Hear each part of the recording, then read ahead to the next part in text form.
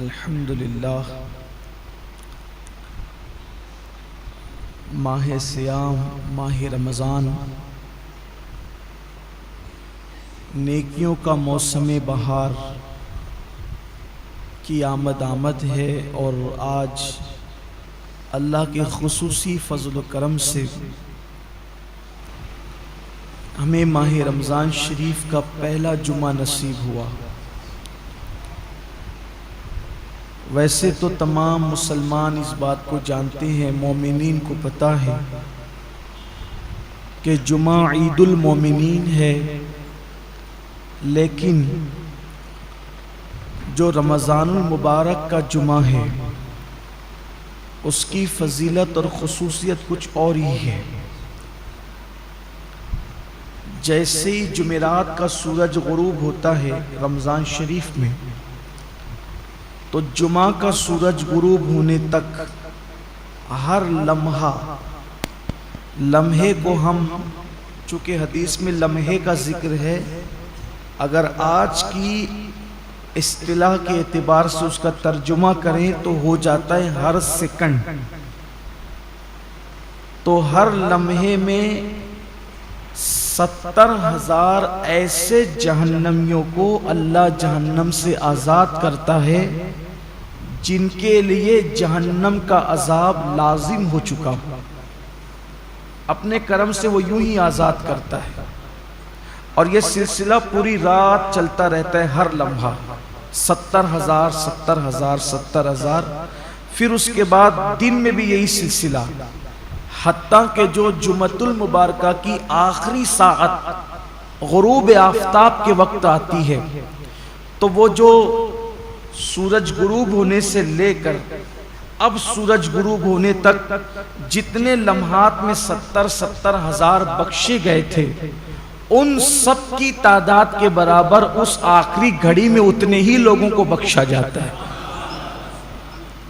یہ ہے جمعہ کا رمضان المبارک، رمضان المبارک کا جمعۃ المبارک، ماہ رمضان کے جمعۃ المبارکہ کی شان یہ ہے۔ اب آپ اندازہ کریں کہ ہم کتنے قیمتی لمحات میں ہیں، اور یہ لمحات کتنے قیمتی ہے، اس لیے اس کو غنیمت جاننا چاہیے، اس کا احترام کرنا چاہیے، اس کی تعظیم کرنا چاہیے۔ اللہ قرآن مقدس میں ارشاد فرماتا ہے وَمَن يُعَظِّمْ شَعَائِرَ اللَّهِ فَإِنَّهَا مِن تَقْوَى الْقُلُوبِ، کہ جو اللہ کی نشانیوں کی تعظیم کرتے ہیں تو یہ دلوں کے تقوی کی وجہ سے، یعنی جن کے دلوں کو اللہ نے تقوی کے لیے چن لیا ہے، وہ اللہ کی نشانیوں کی تعظیم کرتے ہیں۔ اللہ کی نشانیوں کی تعظیم کا مطلب کیا؟ پہلے اللہ کی نشانی کیا؟ جیسے قربانی کے جانور، یہ اللہ کی نشانی، کعبۃ اللہ شریف اللہ کی نشانی ہے، صفا مروہ اللہ کی نشانی ہے، اولیاء اللہ کے مزارات اللہ کی نشانی ہے، اولیاء اللہ کا وجود اللہ کی نشانی ہے۔ اسی طرح ماہ رمضان شریف اللہ کی نشانی ہے۔ اللہ کی نشانی کا مطلب دیکھو، نشانی اس کو کہتے ہیں جس کو دیکھ کر اصل یاد آئے، جس کو دیکھ کر ہم کہتے ہیں یہ فلاں کی نشانی، یہ فلاں، یعنی جب میں یہ دیکھتا ہوں تو وہ یاد آتا ہے۔ جیسے کسی نے مجھے انگوٹھی دی تو یہ انگوٹھی فلاں کی نشانی، کہ میں انگوٹھی دیکھتا ہوں تو دینے والا یاد آتا ہے۔ تو جن جن چیزوں کو دیکھنے سے خدا یاد آتا ہے وہ اللہ کی نشانی ہے، اور جو اللہ کی نشانیوں کی تعظیم کرے، احترام کرے، تو یہ اس کے دل میں تقوی ہے، اللہ کا ڈر ہے، وہ اس کے دل میں پرہیزگاری ہے، اس بنیاد پر وہ اللہ کی نشانیوں کی تعظیم کرتا ہے۔ تو اب رمضان المبارک کا احترام وہی دل کر سکتے ہیں، وہی قلوب کر سکتے ہیں جس دل کے اندر تقوی موجود ہے، پرہیزگاری موجود ہے، اللہ رب العزت کا خوف موجود ہے۔ انہی لوگوں کو اللہ توفیق دیتا ہے نشانیوں کے احترام کی اور نشانیوں کی تعظیم کی۔ اب ہم دیکھیں کہ کیا ہمارے دل کے اندر اللہ کی نشانیوں کی تعظیم ہے؟ ہر نشانی کی تعظیم الگ الگ ہے۔ تب رمضان شریف کی تعظیم کیسے کریں گے؟ جیسے اگر کسی ولی کو دیکھیں، کسی اللہ والے کو دیکھیں، تو اس کی تعظیم یہ کہ ہم اٹھ کے کھڑے ہو جائیں، اس کے ہاتھوں میں ہاتھ دے دیں، زیادہ سے زیادہ تعظیم یہ کہ اس کی دست و بوسی کریں، اس سے دعائیں لیں۔ لیکن کیا رمضان شریف کے لیے ہم کیسے اٹھ کے کھڑے ہوں؟ یہ دکھنے والی چیز تو ہے نہیں، اس کے ہاتھ تو ہے نہیں کہ ہم اس کے ہاتھ چوم لیں. تو اس کی تعظیم کا مطلب کیا ہے؟ تو سب کی تعظیم جدا جدا ہے. اللہ کے حرم کی تعظیم یہ ہے کہ جب حرم میں داخل ہو جاؤ تو جن چیزوں سے اللہ نے منع کیا ان چیزوں سے رک جاؤ.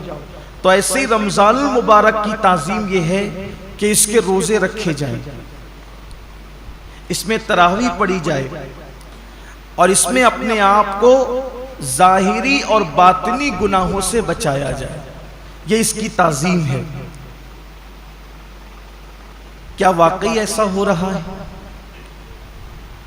اللہ کا شکر ہے کہ ہمارے گنبد و مینار کے شہر مالیگاؤں میں ایک بڑی تعداد میں لوگ روزہ رکھتے ہیں. حتیٰ کہ ہمارے یہاں چھوٹے چھوٹے بچوں کو بھی اللہ نے یہ توفیق بخشی کہ چھوٹے بچے بھی روزہ رکھتے ہیں.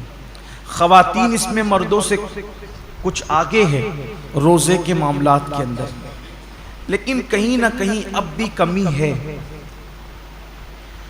اب بھی ایک بہت بڑی تعداد ہے جو روزہ نہیں رکھتی، روزہ رکھنے سے محروم ہے. اور وہ ان نوجوانوں کی تعداد ہے جو اس وقت محنت مزدوری کرتے ہیں، مارکیٹ میں بیٹھتے ہیں، لوم چلاتے ہیں، کاروبار کرتے ہیں، اور ان کا عذر یہ کہ دھوپ بہت ہے، تمازت بہت ہے، شدت بہت ہے. واقعی موسم تو گرم ہے. کچھ روزے اپریل میں ہوں گے اور کچھ روزے مئی میں بھی ہوں گے، بلکہ پورا آخری عشرہ مئی میں ہوگا. اور گرمی کا اور محنت کا عذر پیش کر کے لوگ روزہ چھوڑ دیتے ہیں. پہلی بات تو یہ ہے کہ موسم کا عذر یا محنت کا عذر پیش کر کے روزہ چھوڑنے کی اجازت نہیں ہو سکتی، بلکہ اگر محنت مزدوری کی وجہ سے آپ روزہ چھوڑتے ہیں تو اسلام کا حکم یہ جو احکام شرع ہے وہ بتا رہا ہوں آپ کو، کہ ایک طرف روزہ چھوٹتا ہے کام دھام کی وجہ سے، آپ اپنے اندر طاقت نہیں پاتے کہ محنت بھی کریں اور روزہ بھی رکھیں، تو روزہ نہیں چھوڑ سکتے.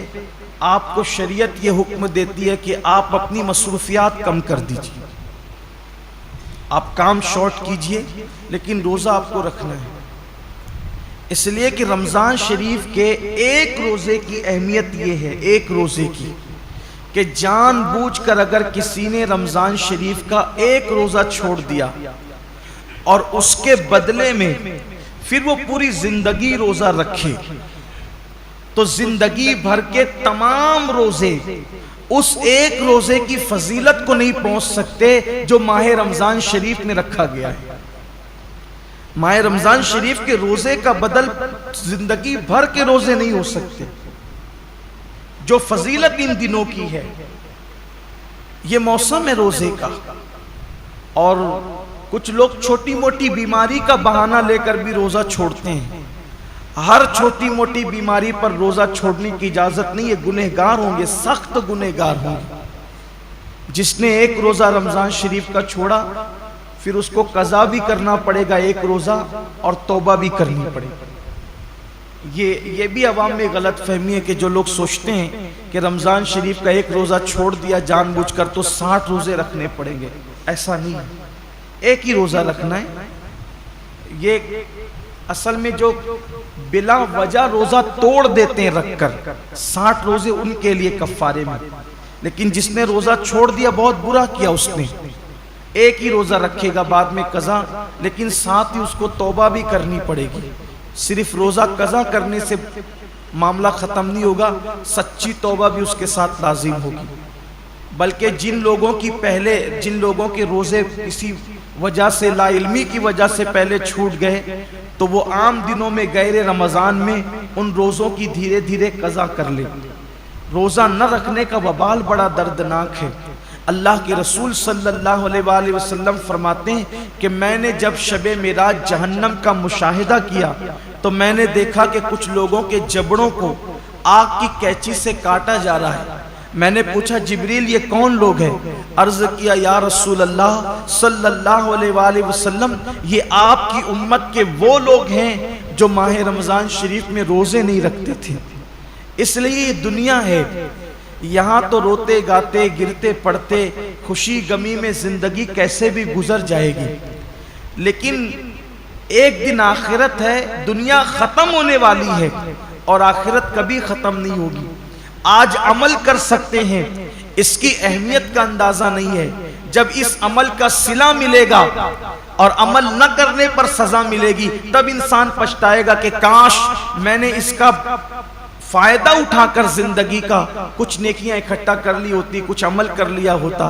بلکہ مرنے والے اللہ کی بارگاہ میں منت کرتے ہیں کہ میرے اللہ ہمیں صرف 2 رکعت دنیا میں جا کر پڑھنے کی اجازت دے دے، لیکن ارشاد ہوتا ہے بندے جب ہم نے تجھے موقع دیا تھا اس وقت تو نے اس سے فائدہ نہیں اٹھایا، اب زندگی ختم ہو گئی ہے، اب دوبارہ کسی کو دنیا میں نہیں بھیجا جائے گا۔ اس لیے میں اپنے نوجوانوں سے کہتا ہوں بہانہ مت کیجئے، روزہ رکھنے والے کو صبر اللہ دیتا ہے۔ اور ایک بات آج آپ سے کہنا چاہتا ہوں، اگر کسی غربت کی، تنگ دستی کی یا محنت مزدوری کی وجہ سے آپ کا روزہ پر مشقت ہے، آپ کے روزے میں مشقت ہے، تکلیف ہے، تو یہ بات ہمیشہ یاد رکھیے گا کہ جس نیکی میں جتنی تکلیف ہوگی، جس نیکی میں جتنی تکلیف ہوگی اس کا صلہ اتنا بڑھا دیا جائے گا۔ روزہ رکھ کر اے سی میں سونے والوں کا ثواب الگ ہے اور روزہ رکھ کر لوم چلانے والوں کا ثواب الگ ہے، دونوں کا ثواب یکساں نہیں ہے۔ روزہ رکھ کر کے اے سی میں آفسوں میں بیٹھنے والوں کا اجر الگ ہے اور روزہ رکھ کر کے دھوپ میں مارکیٹ میں بیٹھنے والوں کا اجر الگ ہے۔ وجہ کیا ہے؟ دیکھیے ڈاکٹر اقبال نے اس فلسفے کو بہت اچھے سے سمجھایا ہے۔ اقبال کہتے ہیں الفاظ و معانی میں تفاوت نہیں، لیکن الفاظ و معانی میں تفاوت نہیں، لیکن ملا کی اذاں اور مجاہد کی اذاں اور۔ جو مسجد کے اندر کھڑے ہو کر کے اذان دیتا ہے اس کے الفاظ بھی وہی ہے، اور جو مسجد کے اندر اذان پڑے اس کا معنی بھی وہی ہے، اور جو جہاد کے صحرا میں اذان دے اس کا معنی بھی وہی ہے اور اس کے الفاظ بھی وہی ہے، لیکن جو اذان کا ثواب مسجد میں کھڑے ہونے والے مؤذن کو ملتا ہے وہ مجاہد کو نہیں ملتا، اس لیے کہ دونوں کی اذان میں بڑا فرق ہے۔ مؤذن کی اذان پر چند لوگ مسجد میں آتے ہیں اور مجاہد کی اذان پر پوری قوم کو اللہ کامیابی اور فلاح عطا فرماتا ہے، دونوں میں بڑا فرق ہے۔ اس لیے کہ یہ اذان پنکھوں کے سائے میں ہے، یہ اذان چھت کے سائے میں ہے، یہ اذان راحتوں میں ہے، اور وہ اذان مشقتوں اور تلواروں کے سائے میں، دونوں میں فرق ہے۔ تو اسی طریقے سے اقبال کی فکر سے روشنی لے کر کہہ رہا ہوں، اور حدیث پاک کہ جس نیکی میں جتنی مشقت اور تکلیف ہوگی اس کا صلہ اتنا بڑھا دیا جائے گا۔ تو لوم چلانے والے مزدور کبھی غمگین نہ ہوں کہ کیسے کریں، ہمت سے کام لیجئے، جہنم مت خریدیے، جہنم کی عذاب مت خریدیے۔ اگر اللہ نے، اللہ کی مرضی کسی کو مزدور بنایا کسی کو سیٹ بنایا، لیکن آپ کو کام ہمت سے لینا ہے، اللہ اس کا صلہ بہت بڑھا دے گا، اللہ اس کا اجر بہت بڑھا دے گا۔ اور پھر کاش کہ ایسا ہوتا کہ اس سنت کو زندہ کیا جاتا کہ اللہ کے رسول علیہ السلام جب رمضان شریف آتا تھا تو خطبہ دیتے تھے اور فرماتے تھے لوگوں جو تمہارے مزدور ہیں رمضان شریف میں ان کی مزدوری کچھ کم کر دو، یعنی ان مزدوروں کا کام کچھ کم، ان کو صلہ تو پورا دو، مزدوری پوری دو، لیکن ان کا کام کچھ کم کر دو، جیسے دوپہر میں ان کو سونے کا موقع دے دو۔ اب یہاں تو سیٹھوں کا حال یہ ہے کہ اگر مزدور نماز پڑھنے رمضان شریف میں بھی جائے تو ان کے ماتھے پہ شکن آتا ہے۔ یہ لوگ کہتے ہیں نا کہ حالانکہ سارے سیٹ ایسے نہیں ہیں، کچھ اگر سیٹ لوگ یہاں ہیں تو وہ برا نہیں مانے، مجھے تو لوگوں نے یہاں تک کیا کے بتایا کہ ایک سیٹ صاحب حافظ قرآن ہے، مجھے لوگوں نے نام کے ساتھ بتایا، میں نام نہیں لوں گا کیونکہ میں اللہ کے گھر میں واعظ و نصیحت کرنے کھڑا ہوا، غیبت کرنے کھڑا نہیں ہوا۔ کہا وہ حافظ قرآن ہے، وہ خود نماز میں گئے اور جب مزدور نماز پڑھ کر کے آئے تو انہوں نے کہا کہ اب جا تو نماز ہی پڑھتے رہے، یہاں سے نکل جا، یہ صورتحال ہے۔ پھر جس قوم کو کا حال یہ ہو کہ وہ اس قدر گندی سوچ کی حامل ہو جائے کہ وہ اپنے مزدور کو نماز پڑھنے تک جانے نہ دے، پھر ان کے کاروبار تباہ نہیں ہوں گے تو اور کیا ہوں گے؟ ان کے کاروبار کی ملائی دوسرے لوگ نہیں کھائیں گے تو کیا کریں گے؟ کل اور آج کے کاروبار میں کچھ فرق محسوس کرتے ہیں آپ؟ کل کی برکتوں میں اور آج کی برکتوں میں آپ کچھ فرق محسوس کرتے ہیں؟ کل بھی ہمارے باپ داداؤں نے کاروبار سنبھالا اور آج بھی ہماری نئی نسل سنبھال رہی۔ فرق یہ ہے کہ وہاں جب دین کا معاملہ آتا تھا تو وہ اپنے آپ کو سرنڈر کر دیتے تھے، قدرت نے انہیں برکتوں سے نوازا تھا۔ آج بہت کاروبار بڑھا لیا گیا ہے لیکن پھر بھی ہائے ہائے کیا جا رہا ہے، برکتیں اٹھ گئی ہے۔ وجہ یہ ہے کہ دین سے دوری ہے، مذہب سے دوری، اور انسان جب دین سے دور ہوگا تب تک وہ روئے گا، تب تک وہ پچھتائے گا، تب تک ناکامی اس کے گلے کا ہار بنے گی۔ تو آئیے، اللہ رب العزت نے اتنا خوبصورت سا مہینہ ہمیں دیا ہے، اس لیے میری گزارش ہے کہ اس مبارک مہینے میں پہلے تو روزوں کا اہتمام کریں، اور جن کو چھوٹی موٹی بیماریاں ان سے بھی کہتا ہوں بیماری کا بہانہ لے کے سر درد ہے، بخار آ گیا ہے، کورونا ہو گیا ہے، ان چیزوں کو لے کر کے آپ روزہ نہ چھوڑیں، اس لیے کہ وہ اور بیماریاں ہیں اور اس حد تک بیماری ہے جس کو بہت سیریس میٹر کہتے ہیں، وہاں روزہ چھوڑنے کی اجازت ہے کہ جب آدمی رکھ ہی نہیں سکتا، بیماری بڑھ جانے کا یقین ہو، مر جائے گا، بیماری بڑھ جائے گی، تکلیف بڑھ جائے گی۔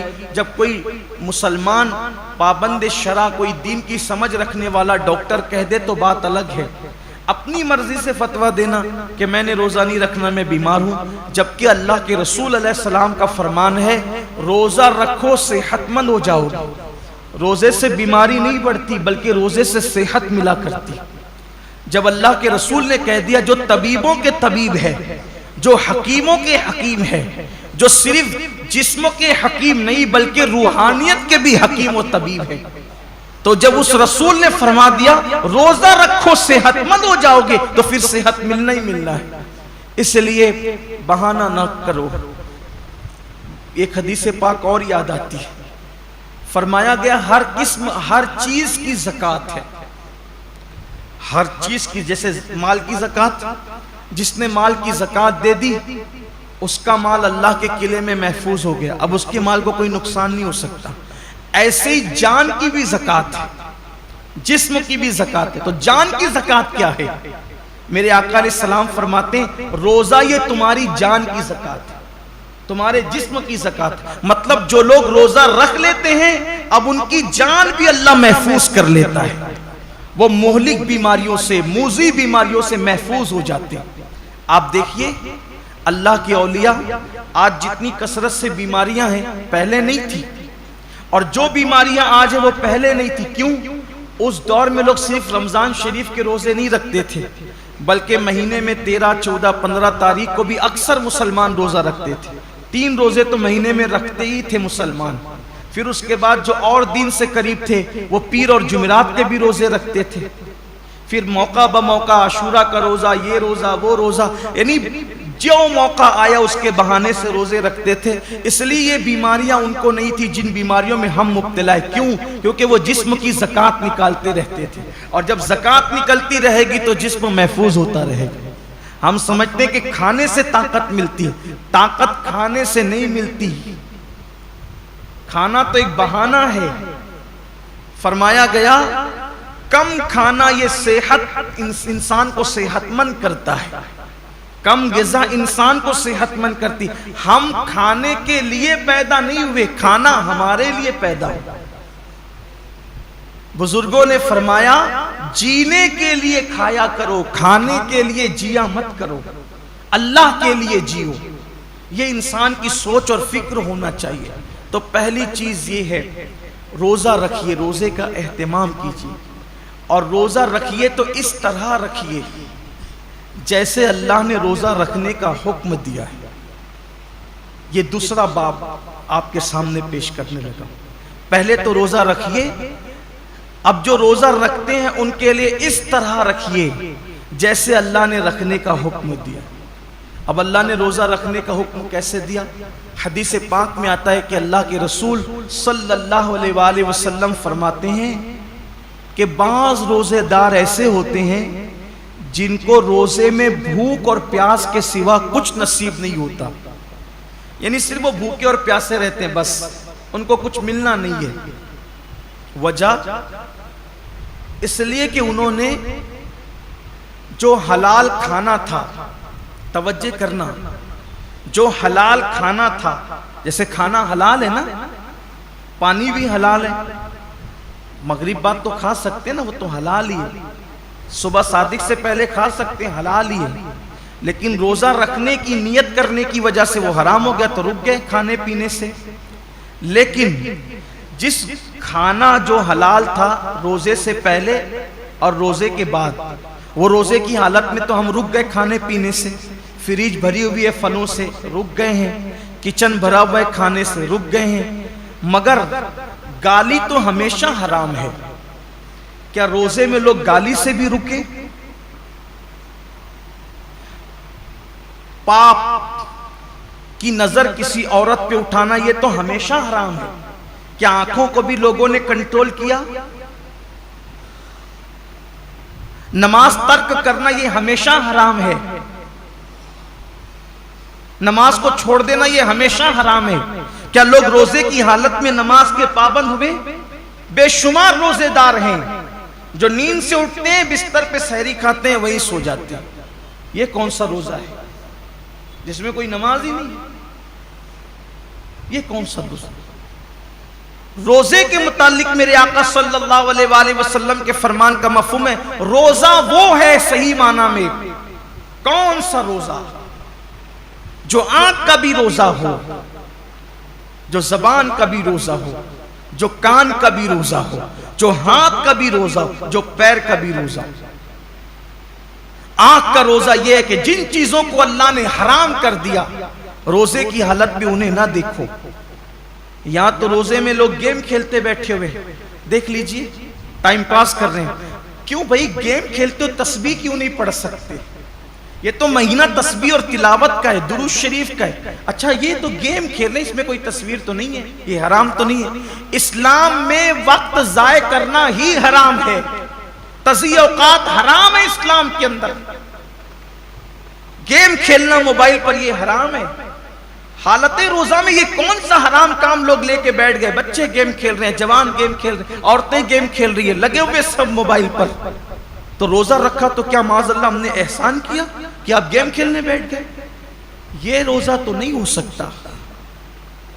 کچھ لوگ سیریل دیکھتے ہیں روزے کی حالت میں، بلکہ یہ روحانی تربیت کا مہینہ ہے کہ جب آنکھوں سے پاپ نہیں ہوگا، کانوں سے ناجائز حرام چیزیں نہیں سنیں گے، ہاتھ سے کسی پہ ظلم نہیں کریں گے، زبان سے کسی کو گالی نہیں دیں گے، جھوٹ نہیں بولیں گے، غیبت نہیں کریں گے، پیر سے حرام جگہ چل کر نہیں جائیں گے، تو ایک مہینے کے اندر یہ روحانی تربیت ہوگی۔ تو جب رمضان شریف تو چلا جائے گا لیکن یہ نیک عادتیں انسان میں باقی رہ جائے گی، اس طریقے سے انسان کی زندگی بدل جائے گی۔ یہ مہینہ بدلنے کے لیے آتا ہے، یہ مہینہ انسان کو تبدیل کرنے کے لیے آتا ہے، یہ مہینہ انسان کی زندگی میں انقلاب برپا کرنے کے لیے آتا ہے۔ اب زبان جھوٹ بول ہی رہی ہے، کچھ لوگوں کا تو روزہ اس وقت تک مکمل ہی نہیں ہوتا جب تک وہ 2-4 لوگوں سے جھگڑا نہ کریں۔ بڑا نازک ہوتا ہے کچھ لوگوں کا روزہ، یعنی ان کا دماغ چڑچڑا ہو جاتا ہے روزے کے اندر، اس سے لڑ، اس سے جھگڑ، اس کو گالی دے، اس سے یہ حالت ہوتی ہے۔ روزہ یہ نہیں، اللہ کے رسول علیہ السلام فرماتے ہیں اگر کوئی روزے کی حالت میں تم سے جھگڑا کرے تو اس کو کہہ دو کہ بھئی میں روزے سے، میں اپنا روزہ خراب نہیں کرنا چاہتا۔ روزے میں جھگڑا نہیں ہونا چاہیے، روزہ نہیں ہے۔ اب آپ کے سامنے بتاؤں، ایسا روزہ رکھو کہ کھانے پینے کے ساتھ آنکھ پہ بھی کنٹرول ہو، زبان پہ بھی کنٹرول ہو، ہاتھ پہ بھی کنٹرول ہو، پیر پہ بھی کنٹرول ہو، سوچ پر بھی کنٹرول ہو۔ اب ایسے روزے کا صلہ کیا ہے؟ تو اللہ خود فرماتا ہے روزہ میرے لیے ہے اور میں ہی اس کی جزا ہوں۔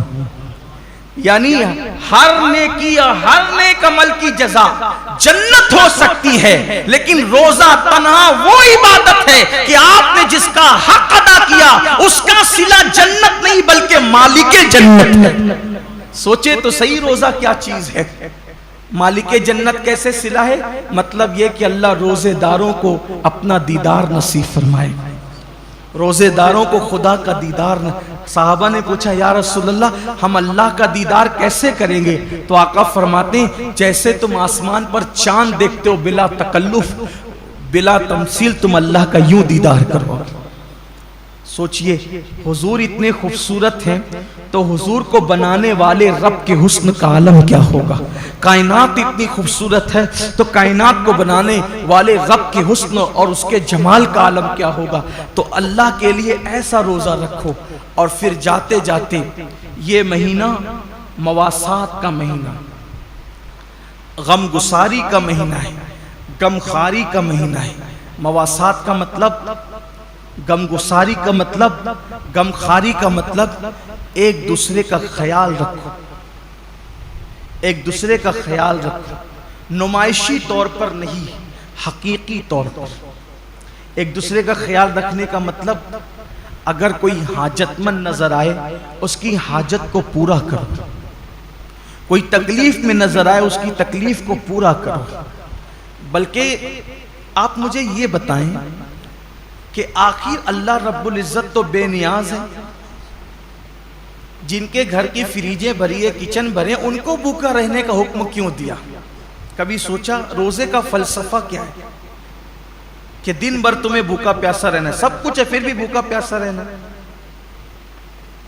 جیسے کچھ نیکیاں کچھ عبادتیں خاص مالداروں کے لیے رکھی ہے، ویسے کچھ عبادتیں اللہ غریبوں کے لیے رکھ دیتا ہے. جیسے قربانی مالداروں کے لیے ہے، زکوٰۃ مالداروں کے لیے ہے، حج مالداروں کے لیے. یہ عبادتیں تو مالداروں کے لیے مخصوص کر دی. تو روزے جیسی بھوکے پیاسے رہنے کی عبادت بھی غریبوں کے لیے مخصوص کر دیتا. ایسا کیوں ہوا؟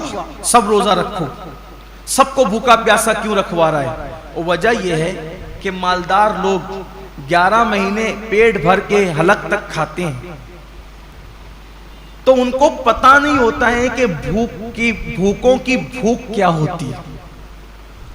جو بندہ جس تکلیف سے گزرے گا نہیں اس کو اس تکلیف کا احساس کبھی نہیں ہوگا. جو یتیم نہیں تھا اس کو یتیموں کا درد کبھی پتہ نہیں چل سکتا. جو غریب نہیں ہو اس کو غریبوں کا درد کبھی پتہ نہیں چل سکتا. جو پیدائشی مالدار ہو ان کی فکر میں اور جو غریبی سے مالدار کی طرف آئے ہیں ان کی فکر میں زمین آسمان کا فرق ہے.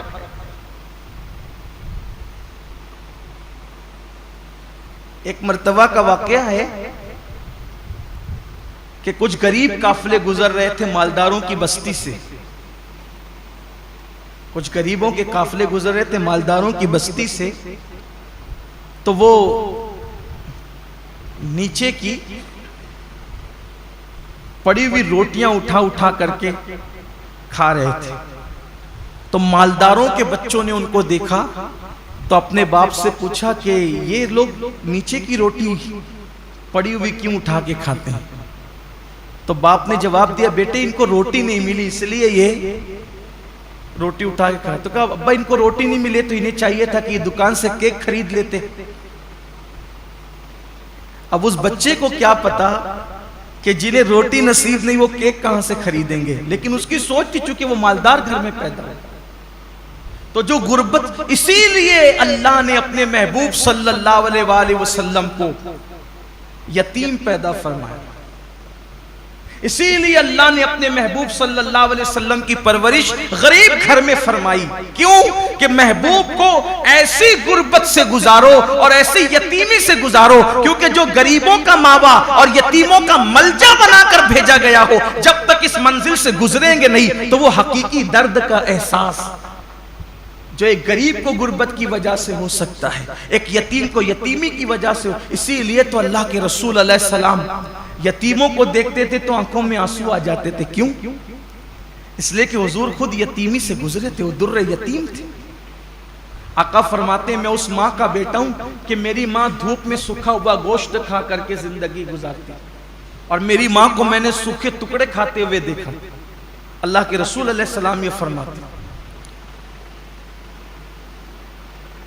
تو یہ روزے جو رکھائے جاتے ہیں ایک مہینے تک، اس کی بہت ساری حکمتوں میں سے ایک حکمت یہ بھی ہے، 11 مہینے تک پیٹ بھر کر کھانے والوں ذرا ایک مہینے بھوکے رہ کر دیکھو کہ دنیا کے اندر جو قوم روٹی کے ٹکڑے کو ترس رہی ہے، آخر بھوک کس چیز کا نام ہے، تاکہ ان کی بھوک کا تمہیں احساس ہو۔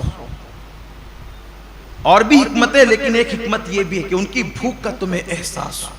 تو یہ مہینہ مواسات کا مہینہ ہے، حاجتیں پوری کرنے کا مہینہ ہے، تکلیفیں پوری کرنے کا مہینہ ہے۔ اللہ کے رسول علیہ السلام کا فرمان ہے، حدیث پاک میں آتا ہے کہ جو ماہ رمضان شریف میں اپنے کسی مومن بھائی کی صرف ایک حاجت پوری کر دے، ایک حاجت، اللہ تعالیٰ اس کی 10 لاکھ حاجتوں کو پورا فرمائے گا، اور اس کو گناہوں سے ایسے پاک کر دے گا جیسے وہ ابھی اپنی ماں کے پیٹ سے پیدا ہوا۔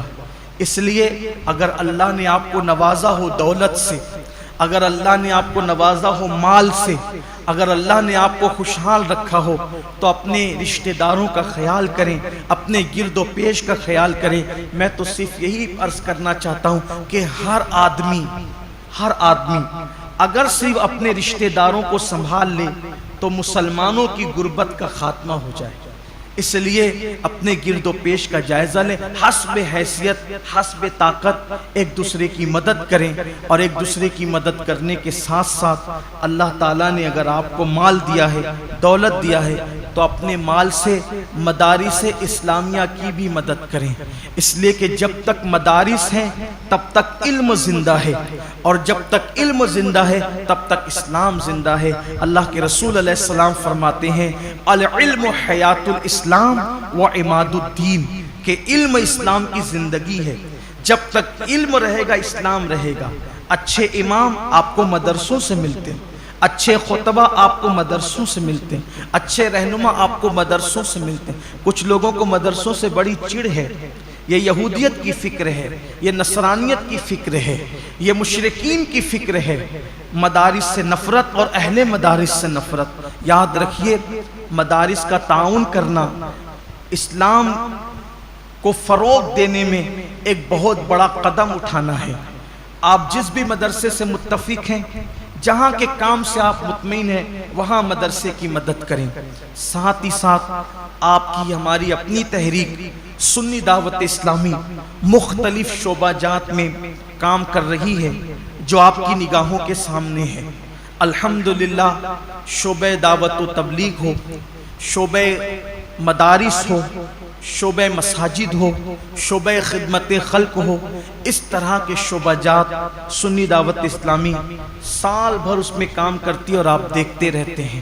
اللہ کا شکر ہے، شعبہ مدارس کے زیر اہتمام 3 دارالعلوم چلتے ہیں، اور 60 مدارس اور مکاتب چلتے ہیں، اور 60 مکاتب جو پورے شہر میں چلتے ہیں، تقریباً اس میں 2700 کم و بیش طلبہ اور طالبات تعلیم حاصل کرتے ہیں۔ تو اگر اللہ نے آپ کو نوازا ہے تو اپنے زکوٰۃ، خیرات اور فطرے کی رقم سے آپ ان تمام شعبہ جات کو مضبوط کریں۔ اللہ کا شکر ہے، اجتماعی شادیوں کا نظم بھی آپ دیکھتے رہتے ہیں، سال بھر میں ساری ایکٹیویٹیز آپ کے سامنے ہیں۔ آپ دیتے ہیں پیسے، اس کے بدلے میں آپ کو حفاظ کرام دیے جاتے ہیں، علماء کرام دیے جاتے ہیں، جو آپ کی نگاہوں کے سامنے ہیں۔ یعنی آپ کی دی ہوئی رقم آپ کی نگاہوں کے سامنے آپ کے اپنے شہر پر خرچ ہوتی ہے، اور آپ کے اپنے شہر کے بچوں پہ خرچ ہوتی ہے۔ اس لیے آپ زکوٰۃ تو نکالیں گے، کہیں نہ کہیں دیں گے، اس سے بہتر ہے کہ آپ کی زکوٰۃ آپ کی نگاہوں کے سامنے صحیح مصرف میں خرچ ہو۔ اس کے لیے آپ ہمارے ذمہ داران سے رابطہ قائم کریں۔ مثال کے طور پہ مسجد کے ہمارے امام صاحب حضرت مولانا حافظ و قاری غفران رضا اشرفی صاحب، وہ یہیں آپ کو موجود ملتے ہیں، آپ ان سے رابطہ کر لیں۔ ہمارے عثمان بھائی ہیں، ان سے رابطہ کر لیں۔ ہمارے جمیل بھائی ہیں، ان سے رابطہ کر لیں۔ دیگر احباب ہیں، لیکن میری گزارش ہے کہ آپ شعبہ مدارس و مساجد کو اور تحریک کو اپنے عطیات سے، زکوٰۃ و صدقات سے ضرور مضبوط اور مستحکم کریں، تاکہ اللہ تعالیٰ کا دین مزید فروغ پائے اور دین کو اللہ تعالیٰ مزید ترقی عطا فرمائے، ساتھ ہی ساتھ اپنے رشتہ دار اور احباب کا بھی اور اپنے آس پڑوس کا بھی خصوصی خیال فرمائے اور خصوصی توجہ فرمائے۔ اللہ تبارک و تعالی پوری امت پر کرم کی نظر فرمائے اور خاص طور پر 2 وقت کو ضائع نہ کریں، 2 ٹائم کو ضائع نہ کریں۔ ایک تو سحری کا آخری وقت جو فجر سے پہلے کا ہوتا ہے، اور ایک تو افطار کا وقت جو بالکل غروب کے قریب ہوتا ہے۔ یہ 2 وقت تو بہت قیمتی، پورا مہینہ ہی قیمتی ہے، لیکن یہ 2 اوقات ایسے ہیں کہ اللہ تبارک و تعالیٰ نے اپنے بندوں سے وعدہ فرمایا ہے کہ ان اوقات میں کی جانے والی دعا کو اللہ تعالیٰ رد نہیں فرمائے گا۔ اس وقت تو پورا عالم اسلام تکلیف میں، مصیبتوں میں، بلاؤں میں گرفتار ہے۔ میری گزارش ہے کہ اگر آخری وقت میں ہاتھ اٹھا دیں اور اللہ کی بارگاہ میں دعا کریں کہ اللہ تمام عالم اسلام کی مصیبتوں کو، مشکلوں کو دور فرما کر آسانیاں پیدا فرما دے، بالخصوص کورونا اور لاک ڈاؤن کی یہ جو نحوستیں ہیں اللہ سب کا خاتمہ کر دے۔ یہ تو اللہ کا احسان ہوا کہ اس سال ماہ رمضان شریف میں ہم اپنی مسجدوں میں عبادت کر لے رہے ہیں، لیکن پچھلے سال کے حالات کیسے تھے؟ اس لیے خصوصی گڑ گڑا کر اللہ کی بارگاہ میں دعا کریں، اور اللہ کا کوئی بندہ اللہ کی بارگاہ میں دعا کرتا ہے اللہ اس کی دعا کو رد نہیں کرتا۔ اس لیے گڑ گڑائیں، اللہ سے کچھ مانگ لے۔ یہ لمحے زندگی میں بار بار آیا نہیں کرتے، پتہ نہیں کس کی زندگی کتنی ہے، کس کا وقت کتنا ہے۔ اس لیے فجر سے پہلے کا جو وقت ہے، سحری کا وقت، اس میں خوب گڑ گڑانے، ہو سکے تو 2 رکعت نفل نماز تہجد کی پڑھنے، اور اس کے بعد 5 سے 10 منٹ کا وقت نکال کر اللہ کی بارگاہ میں روئے، گڑ گڑائیں اور خوب مانگیں۔ انشاءاللہ سارے آپ کے مسائل بھی اللہ حل فرمائے گا، امت کے مسائل بھی حل فرمائے گا، اور ساتھ ہی ساتھ افطار کے وقت جو ٹائم ہوتا ہے اس میں بھی دعا کریں۔ اس وقت بھی دعا کی قبولیت کا اعلان کیا گیا ہے۔ مانگنے والا کتنا بھی گنہگار ہوگا، مجرم ہوگا، لیکن اللہ تبارک و تعالی ضرور عطا فرمائے گا۔ یہ 2 اوقات ایسے ہیں، اس لیے ان دونوں ٹائم دعاؤں کا اہتمام کریں، اور صرف اپنے لیے ہی نہ مانگیں بلکہ پوری امت کو شامل کریں۔ اللہ تبارک و تعالی ہم سب کو اس کا خیال کرنے کی توفیق عطا فرمائیں۔ گفتگو کے درمیان اگر کوئی غلطی ہو اللہ تعالی معاف فرمائیں، جن کی سنتیں باقی ہیں وہ سنتیں ادا فرمائیں۔ السلام علیکم ورحمۃ اللہ وبرکاتہ۔